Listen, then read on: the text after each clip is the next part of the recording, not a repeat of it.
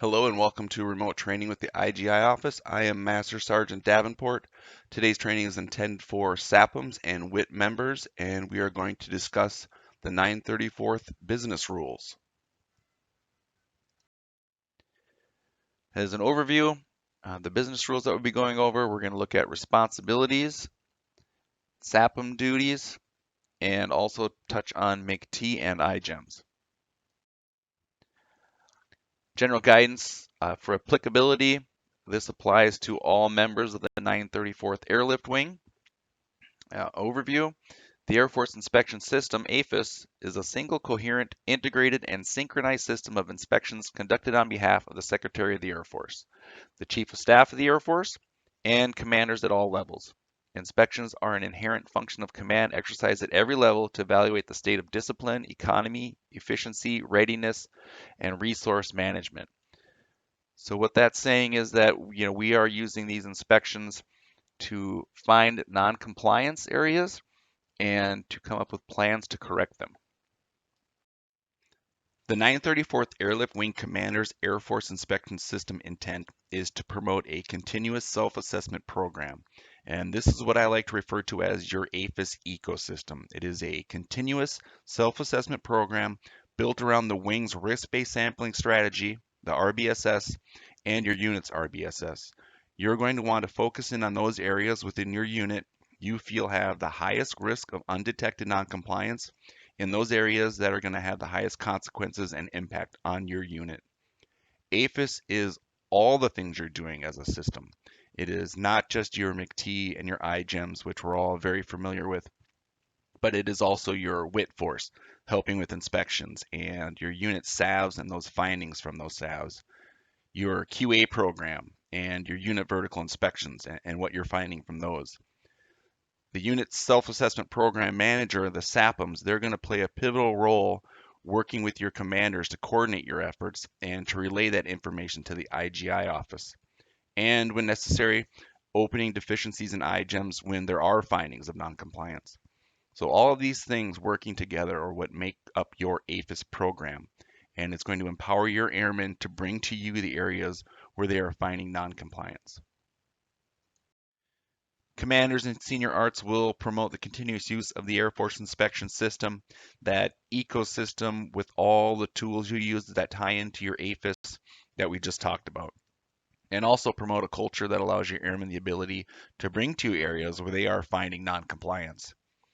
It is also highly encouraged each unit develops their own RBSS to identify those areas you want to focus your efforts on.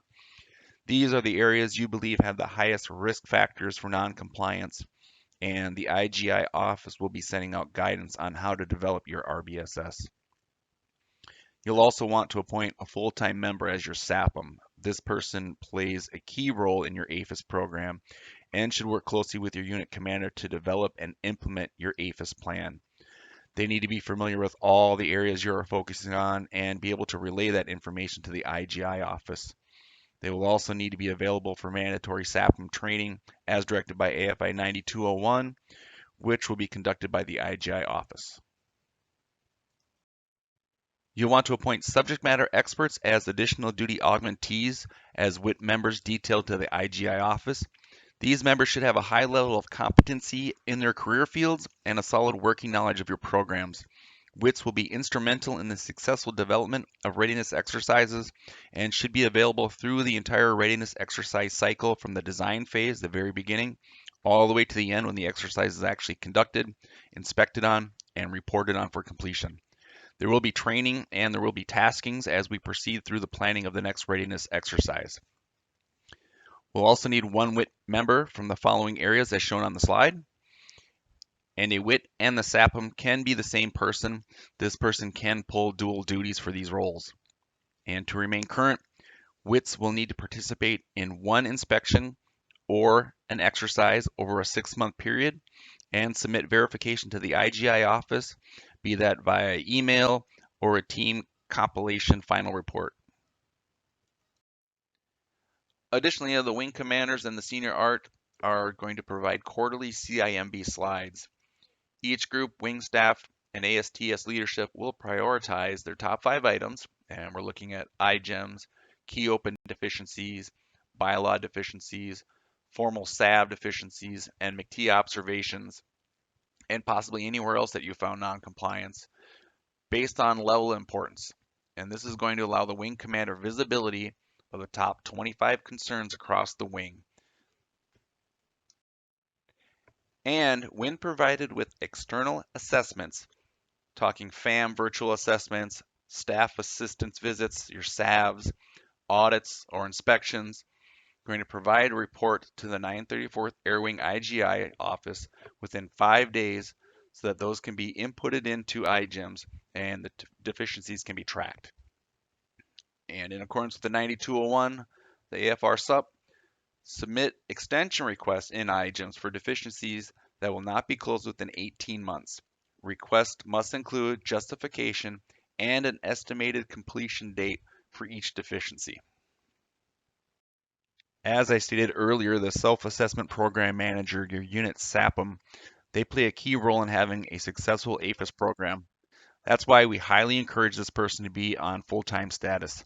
They should be working closely with their commanders to oversee your AFIS programs, as well as assisting with the AFI requirements and the business rules. The SAPM should be appointed in writing by the unit commander, and they serve as the unit program manager for both MICT and IGEMS, which both take a significant amount of time to manage. They also need to attend SAPM training to remain current in their duties as directed by AFI 9201. And really, to have a successful AFIS program, it would be a very daunting task for your SAPM to be a traditional reservist.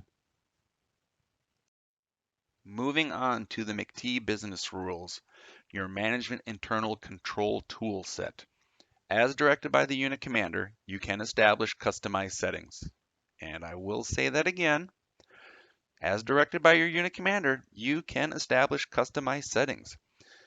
One level review process, it's more efficient, which means that the person who assesses your SAC can also validate it, but do recommend a 2-level review process because that adds an independent validation. So you have one person who goes in and assesses the checklist, and you have another person who goes in and validates those answers.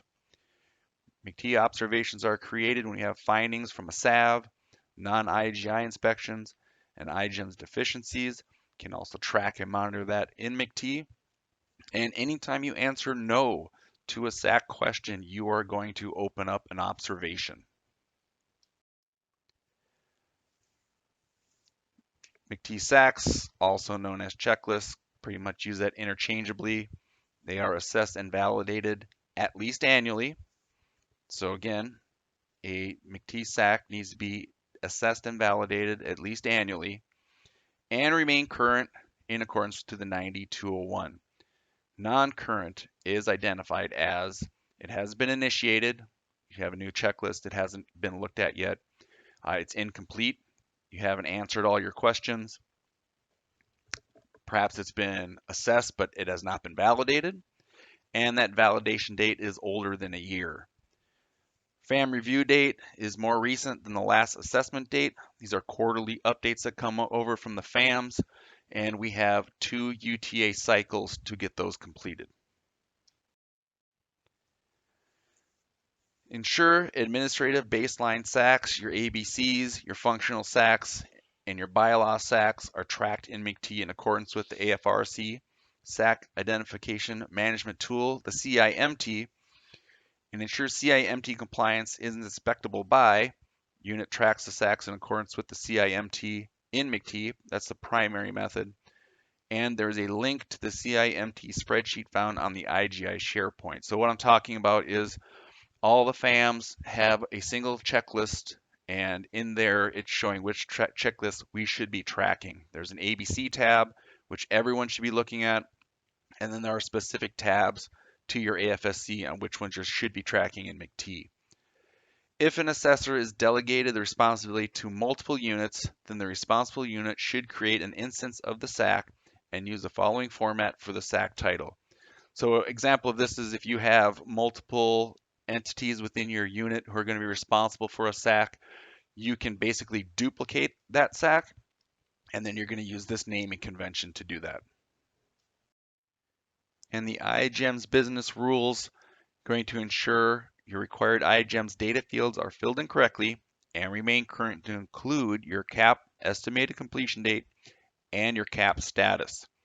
You're going to ensure corrective action plans for IGEMS deficiencies are proposed by the suspense date, which is 90 days from the inspection finalization date.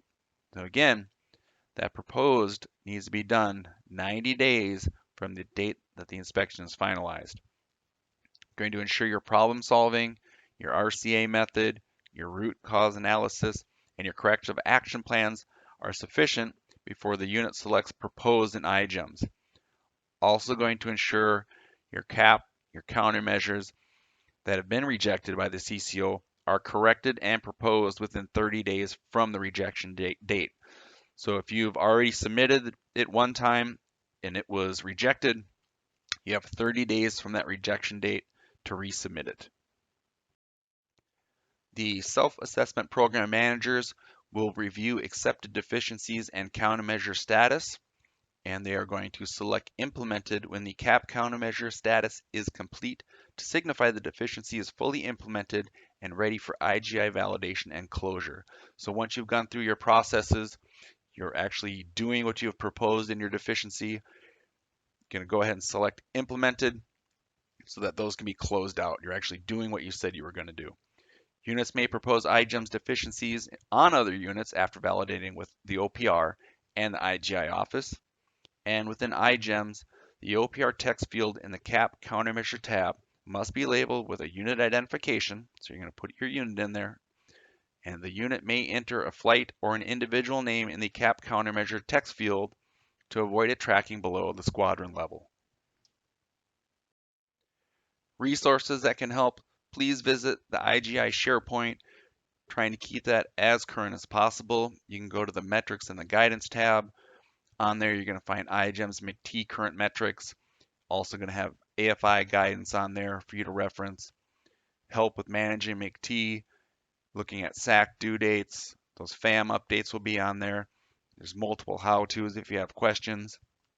Additionally, there's a training calendar. The SAPM and the WIT, all the future trainings are going to be on there so you can reference those when they're going to be held over the UTAs and also during the week. This concludes today's training on the 934th business rules. If you have any questions or comments, please contact the IGI office at 602-731-1064 or 1068. Thank you.